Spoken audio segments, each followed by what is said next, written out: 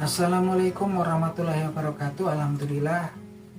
Wassalatu wassalamu ala rasulillah nabina Muhammadin sallallahu alaihi wasallam wa ala alihi washabbihi wa mawala.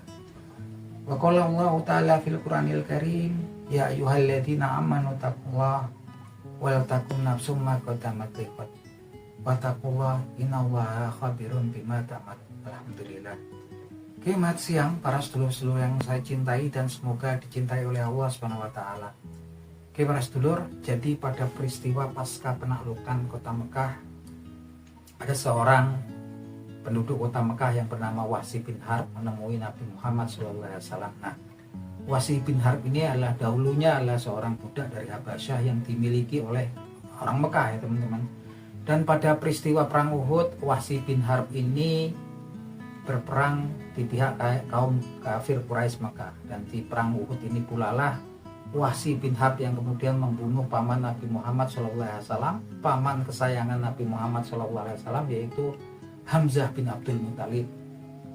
Nah teman-teman, pada waktu peristiwa kematian paman Nabi Muhammad Hamzah bin Abdul Muthalib ini, Rasulullah SAW sangat sedih sekali ya.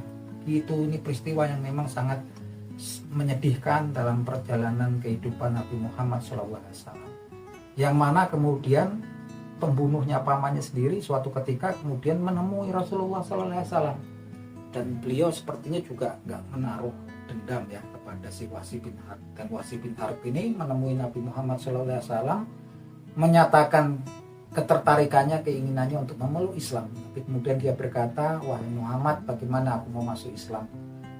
Karena engkau sendiri mengatakan bahwasanya membunuh, berzina, dan musyrik itu adalah dosa besar yang mana akan mendapatkan azab dari Allah Subhanahu wa taala dan kekal di dalam neraka. Dan apakah ada keringanan untukku wahai Muhammad? Dan kemudian bersamaan dengan kejadian itu Allah Subhanahu wa taala menurunkan firman-Nya di Al-Qur'an, yaitu di surat Al-Furqan ya, yang termaktub di Al-Quran di surat Al-Furqan ayat ke-70 yang bunyinya sebagai berikut.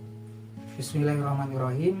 Ila man taba wa ammana wa amila amala sholihan ulaika ladzina yubadallahu sayaatihim hasanah wa kana Allahu ghafurur rahim, yang artinya sebagai berikut: kecuali orang-orang yang bertaubat, kemudian beriman, dan kemudian melakukan amal solih, maka orang yang demikian itu, maka Allah Subhanahu wa taala akan mengganti dosa dan kesalahan-kesalahannya dengan kebaikan.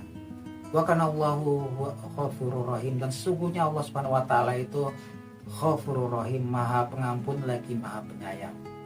Dan kemudian ketika mendengar firman-Nya Allah Subhanahu wa taala yang turun pada saat itu, Wahsy bin Harb kemudian bertanya lagi pada Nabi Muhammad SAW, ya Muhammad, wahai Muhammad, sesungguhnya sepertinya sangat berat sekali gitu kan, bertaubat kemudian beriman. Iman ini kan juga banyak yang harus dilakukan ya dalam iman, dan kemudian melakukan amal soleh ini sepertinya berat sekali. Dan lagi-lagi pertanyaan itu nggak dijawab langsung oleh Nabi Muhammad SAW, tapi kemudian Allah Subhanahu wa taala lah yang kemudian menurunkan firman-Nya ya teman-teman, yang termaktub di surat Az-Zumar ya ayat 53 yang bunyinya sebagai berikut.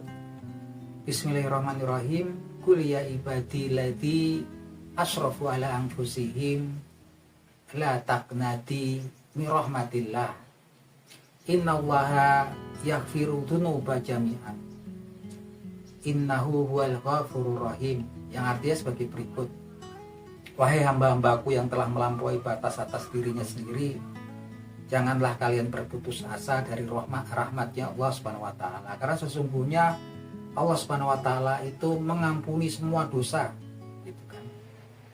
Dan sungguh dia Allah Subhanahu wa taala itu adalah Zat yang maha pengampun lagi maha penyayang. Nah teman-teman, mendengar hal ini kemudian Wahsy bin Harb kemudian bersemangat untuk kemudian dia memasuk Islam dan memeluk agama Islam. Dan alhamdulillah Wahsy bin Harb ini kemudian menjadi orang yang taat ya dalam beragama, dalam agama Islam, dan perannya sangat besar dalam perjuangan perkembangan agama Islam. Salah satunya adalah ketika peristiwa ada perang hendak ya perang ketika kemudian ada seorang yang mengaku menjadi nabi pasca meninggalnya Nabi Muhammad, yaitu Musailimah bin Kadzab. Musailimah bin Kadzab ini ya dikabarkan juga memang kemudian memang susah ya dilawan, banyak kemudian para sahabat yang meninggal ketika kemudian memerangi Musailimah bin Kadzab. Dan satu-satunya orang yang kemudian berhasil membunuh, menewaskan si Musailimah bin Kadzab adalah Wahsy bin Harb.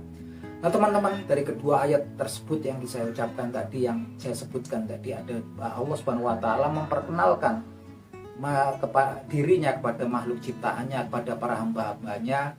Salah satunya di sini dikatakan innahu huwal ghafurur rahim. Di ayat yang pertama dia mengatakan wa kana Allahu huwal ghafurur rahim, dan sesungguhnya Allah itu Maha Pengasih lagi Maha Penyayang. Di ayat yang selanjutnya tadi ditutup juga dengan kalimat yang sama, innahu huwal ghafurur rahim.